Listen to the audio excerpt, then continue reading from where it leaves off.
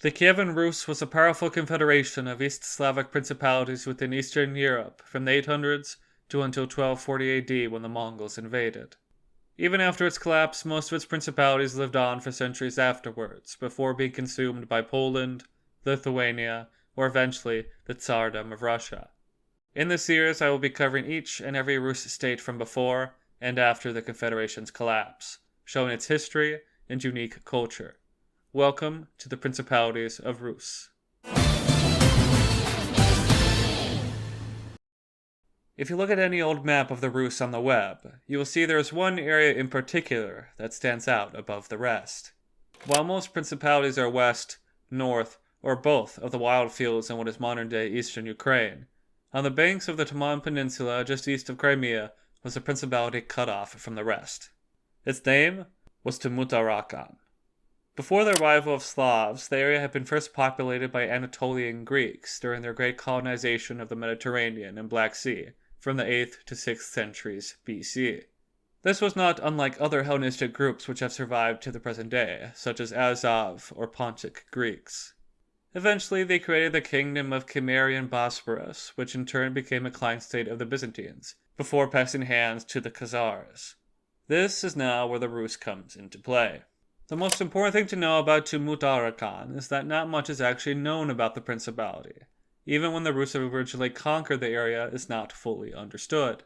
One possible guess is during Sviatoslav Igorevich's campaign against the Khazars in 965 AD.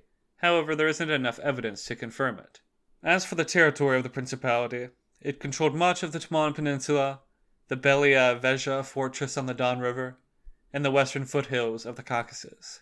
As for the climate and landscape, the best word to describe it would be probably that of a swamp. With the subtropical to Mediterranean climate, mud volcanoes, shallow lakes, and high humidity, the region is historically seen as somewhat of an impassable swampland. In essence, the Kerch Strait was by far more important than anything in the interior. The first ruler that we are absolutely sure of was Mstislav Vladimirovich, ruling from 988 to 1035 AD. Under his watch, Tmutarakan became an important trading hub between the Byzantines and the Rus, as he controlled the Strait of Kerch and was quite a ways south from the other principalities. In what would become all too familiar centuries later, Mstislav and his Rus principality fell in semi-permanent conflict with a tribe known as the Kosogi, an early name for the Circassian people. It is said that Mstislav fought a prince of the local Circassians named Radedia in a duel. Radedia had proposed to fight without weapons, hand-to-hand combat so to speak, to avoid the chances of more war and destruction. The terms were agreed upon and the battle began. It was said to have taken hours, but in the end Mstislav was defeated. Whether it was through anger or his plan all along, Mstislav unsheathed a dagger and stabbed Radedia, fatally wounding him and in doing so breaking the honor of the duel. Afterwards he imposed tribute upon the local Circassians and took Radedia's wife and children, later converting them to Christianity. Eventually tired of the area and seeking greener pastures, Mstislav invaded the other Rus principalities in the north before finally settling down in Chernigov, where he became the first ruler of that principality as well. Over the rest of Tmutarakan's time, many rulers came and went, with the last official ruler mentioned in the Rus Chronicle being that of Oleg Sviatoslavich, who ruled from 1083 to 1094 AD. Because it was so remote and an anomaly from any other Rus state, it lacked the political or geographical capital that other rulers wanted. After a span of over 100 years, starting in 988, the principality was returned to the Byzantines, though an East Slavic population still remained until the Mongols arrived around the year 1224 AD. After this, the territory faded from memory, eventually becoming thought of as an epic fiction rather than reality by the 1700s, until the stone of Tmutarakan was found in 1792 AD in the Taman Peninsula.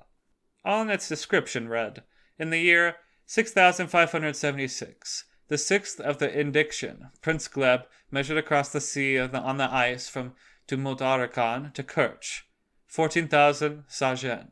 This was by far one of the most important pieces of evidence that such a principality existed, though not without controversy. What must be noted here is the political change that came with this discovery. The authenticity of the stone has been over time called into question, with many claiming it is an 18th century forgery.